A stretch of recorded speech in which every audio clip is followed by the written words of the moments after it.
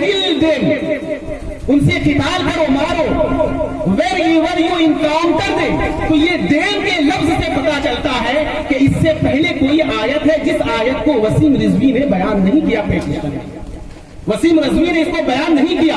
اور آپ اسلامی جنگوں کو دیکھیں، جنگ بدر ہوئی، تو جنگ بدر میں مسلمانوں نے ایگریشن نہیں کیا تھا، صحابہ کرام نے پیش قدمی نہیں کی تھی، صحابہ کرام نے زیادتی نہیں کی تھی، بلکہ حضور صلی اللہ علیہ وسلم تو مکہ سے ہجرت کر کے مدینہ چلے گئے تھے. اور حضور صلی اللہ علیہ وسلم کے بعد بہت سارے صحابہ کرام مکہ میں جن کے اوپر ظلم و ستم ہو رہا تھا، جن کو ستایا جا رہا تھا، جن کی پٹائی کی جا رہی تھی، کفار مکہ نے جس کی پٹائی کرتے تھے، وہ لوگ اس ظلم و ستم کو دیکھ کر مکہ سے ہجرت کر کے مدینہ چلے گئے. سیلف ڈیفنس بھی نہیں کیا وہاں پہ، لیکن جب ہجرت کر کے مدینہ چلے گئے اور مدینہ جانے کے بعد پھر بھی کفار مکہ، مشرکین مکہ مسلمانوں کے ساتھ اتنا بغض و عناد رکھتا تھا اور ان کو جڑ سے ہی ختم کر دینے کے لیے چاہتا تھا. اس کے لیے ان لوگوں کی پلاننگ ہوئی کہ مسلمانوں کو ختم کر دیا جائے.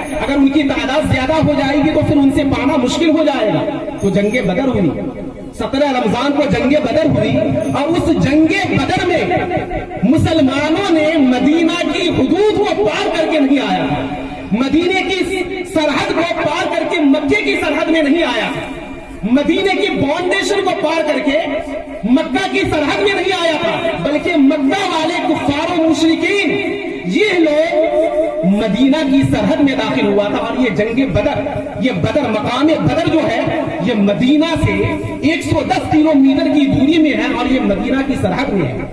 تو اب آپ اندازہ لگائیے کہ جنگ بدر جو مسلمانوں کی سب سے پہلی جنگ ہے، اس میں بھی مسلمانوں نے پیش قدمی نہیں کی، ایگریشن نہیں دکھایا، خود سے لڑائی کرنے کے لیے آمادہ نہیں ہوئے، بلکہ کفار مکہ، کفار قریش، کفار مشرکین یہ لوگ آگے بڑھے اور مسلمانوں کو نیست و نابود کر دینے کے لیے مقام بدر میں پہنچے اور وہاں پہ جنگ ہوئی. اور جنگ جب ہوئی تو صحابہ کرام نے پہلے تلوار نہیں چلایا، پہلے تلوار کفار و مشرکین کی طرف سے چلا تھا. اس کے بعد مومنین اس کے دفاع کے لیے اس کے ساتھ جنگ کیا تھا. تو اس جنگ بدر کو دیکھیں اور انڈین پینل کوڈ کا جو 97 سیکشن ہے اس کو دیکھیں تو ہمارے انڈیا کے کانسٹیٹیوشن میں جن چیزوں کا ذکر ہے اور جس چیز کے بارے میں تذکرہ کیا گیا ہے وہ ساری چیزیں ہمارے قرآن میں ہیں اور وہ ساری چیزیں ہمارے قرآن کی تائید کر رہی ہے. اور اگر آپ غور کریں تو ڈاکٹر امبیڈکر کی سوانح حیات جو ہے ان کی بایوگرافی ایک انگریز نے لکھا انگریزی زبان میں، اس میں انہوں نے بیان کیا کہ ڈاکٹر امبیڈکر جب کانسٹیٹیوشن تیار کر رہا تھا تو کانسٹیٹیوشن تیار کرنے کے وقت ٹاپ آف دا بک میں جس کتاب کو رکھا تھا وہ قرآن مجید کو رکھا تھا. نعرہ تکبیر، نعرہ تکبیر، نعرہ رسالت، نعرہ رسالت. حضرت علامہ و مولانا مفتی ذوالفقار علی رشیدی مصباحی، نعرہ تکبیر، نعرہ رسالت. ایک بار درود پڑھ لیجیے.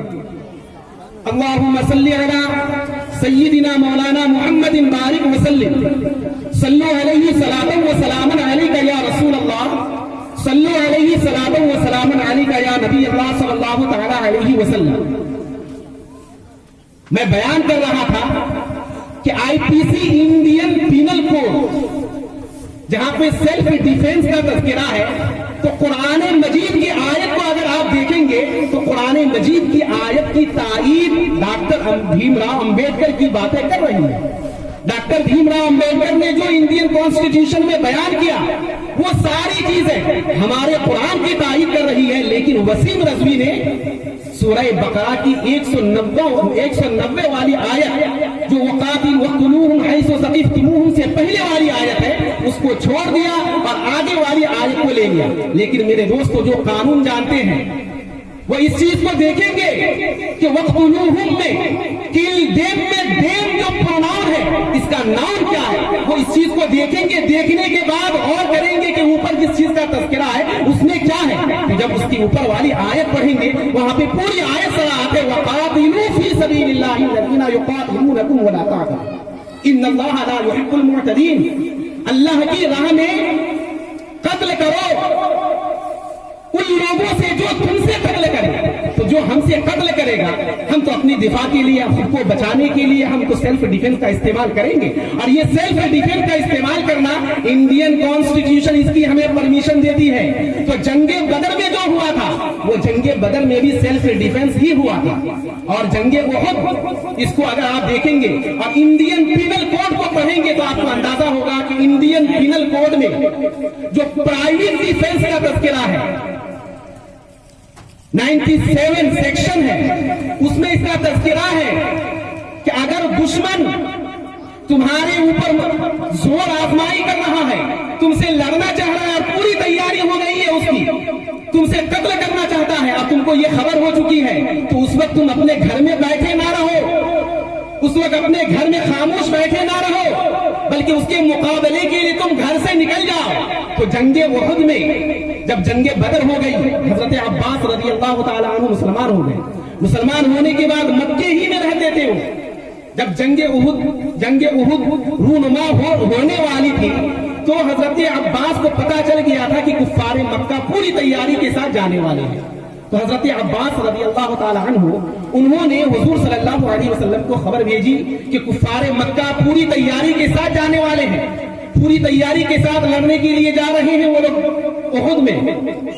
तो हुजूर सल्लल्लाहु अलैहि वसल्लम की ये खबर आई, तो हुजूर सल्लल्लाहु अलैहि वसल्लम सहाबाई किराम को लेकर मदीना से आगे बढ़े और मदीने की जो सरहद है उस सरहद से आगे बढ़े सिर्फ सेल्फ डिफेंस के लिए। और इसको इंडियन पीनल कोड में बयान किया गया, प्रियाम्प्टिव डिफेंस वार। यानी अगर कोई तुम पर हमला करना चाहे, तुमसे मुकाबला करना चाहे, तुम्हारी जान के दर पे आ जाए, तुमको मार डालना चाहे, तो तुम ऐसी सूरत में अपने घर से निकलकर उसके फितना को कुचल दो। और यही चीज जंगे उहुद में हुआ था। तो मेरे दोस्तों और बुजुर्गों, कुरान मुताला करने की जरूरत है और उसके साथ साथ हम कॉन्स्टिट्यूशन को भी मुताला करें, कॉन्स्टिट्यूशन को भी पढ़ें। और इंडियन कॉन्स्टिट्यूशन जो है वो उर्दू में भी उसका तर्जमा आ गया है, अगर हम चाहें तो उसको पढ़ सकते हैं और वसीम रिजवी की तमाम चीजों का जवाब भी दे सकते हैं। एक बात यह है कि वसीम रिजवी ने जो बातें बयान की है पिटीशन में, उस पिटीशन को अगर आप पढ़ेंगे, आईपीसी जिसको कहते हैं Indian PIL public interest litigation, यानी जो भी पिटीशन दायर किया जाएगा, जो भी मुकदमा दायर किया जाएगा, उसको पहले सुप्रीम कोर्ट देखेगी कि ये पब्लिक इंटरेस्ट में है या प्राइवेट इंटरेस्ट में है। अगर पब्लिक इंटरेस्ट में है तब तो उस पर सुनवाई हो सकती है, लेकिन अगर पब्लिक इंटरेस्ट में नहीं है और पब्लिक इंटरेस्ट के लिए कानूनी चाराजोई नहीं कर रहा है वो, बल्कि अपने आप को बचाने के लिए या दूसरी की नजर में खुद को भा जाने के लिए, दूसरी की नजर में महबूब हो जाने के लिए अगर पिटीशन दायर किया है, तो वो पिटीशन एडमिशन होने से पहले खारिज कर दिया जाएगा। सुप्रीम कोर्ट और इंडियन पीनल कोड को जब आप पढ़ेंगे तो उसमें लिखा हुआ है कि सबसे पहले कोई भी पिटीशन हो अगर जाए तो उसमें यह देखा जाता है कि जो पिटीशन दायर किया है वो आदमी कैसा है। कहीं वो प्राइवेट बेनिफिट के लिए, प्राइवेट इंटरेस्ट के लिए, अपने फायदे के लिए ये केस तो नहीं किया है, ये मुकदमा तो नहीं किया है। अगर ऐसी सूरत होगी तो खारिज, और अगर पब्लिक इंटरेस्ट में किया है तो उसके बाद ये भी देखेंगे जो दूसरी चीज होती है सीरियसनेस, यानी पेटिशनर जो होंगे उसको देखेगा कि ये पेटिशनर जो है ये कितना सीरियसनेस है, कहीं हल्का फुल्का आदमी तो नहीं है, भारी भरकम आदमी होना चाहिए, ऐसा आदमी होना चाहिए जो कोई ऑर्गेनाइज चलाता हो, एक्टिविस्ट हो, कोई ऑर्गेनाइजर हो, समाज में उसकी इज्जत हो, लोग उसको इज्जत देते हो, समाज में उनको इज्जत दी जाती हो। अगर ऐसा आदमी पिटीशन दायर किया है तो ऐसी सूरत में उसकी पिटीशन की सुनवाई होगी, वरना नहीं। आपको मैं एक तारीख की बात बताऊं, 1984 में भी एक पेटिशन दायर किया गया था कलकत्ता हाई कोर्ट में, और उस वक्त राजीव गांधी की हुकूमत थी। 1984 में जब पेटिशन कलकत्ता हाई कोर्ट में दायर की गई तो उस वक्त की हुकूमत जो थी वो पेटिशन को पढ़ने के बाद ही खारिज कर दिया कि ये चलने वाला नहीं है। राजीव गांधी हुकूमत ने उसको खारिज कर दिया, और जो पेटिशन दायर किया था उसके ऊपर जुर्माना भी लगाया गया, उसको जेल में भी भेजा गया। ये सारी चीजें देखकर सुप्रीम कोर्ट भी हाई कोर्ट का जो सुप्रीम हाई कोर्ट का फैसला, कलकत्ता हाई कोर्ट का फैसला है 1984 का, उसको भी देखेंगे और उसको देखने के बाद उसको आज खुद खारिज कर देंगे। तो उससे कुछ होने वाला नहीं है। बस मैं अपनी बात को यहीं से खत्म कर रहा हूं और एक अर्ज भी करूंगा कि हम सब मुसलमान हैं, हम सब मोमिन हैं, हम सबों के लिए जरूरी है कि हम इंडिया के कॉन्स्टिट्यूशन को पढ़ें, इंडिया के कानून को पढ़ें, इंडिया के दस्तूर को पढ़ें और कुरान को भी पढ़ें। तब जाकर आपको पता चलेगा कि हमारे कुरान में जो भी अहकामात बयान किए गए हैं वो सारी चीजों की तारीफ इंडियन कॉन्स्टिट्यूशन से होती है। मैं अपनी बात को यहीं से खत्म कर रहा हूँ। वमा अलैना इल्लल बलाग, अस्तगफिरुल्लाह रब्बी मिन कुल्लि ज़ंबिन व अतूबु इलैहि। अस्सलामु अलैकुम व रहमतुल्लाहि व बरकातुहू।